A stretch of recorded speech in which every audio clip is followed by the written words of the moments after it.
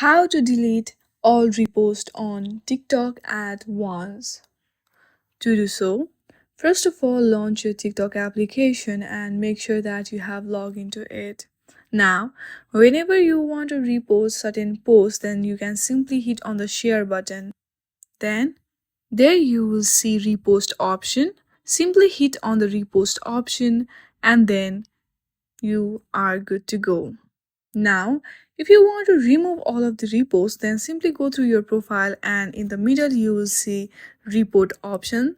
Similarly, like repost, simply hit on the share button. There you will see remove repost option. Simply hit on that and then you can simply remove it. But you cannot remove all at once. You have to remove manually for each video.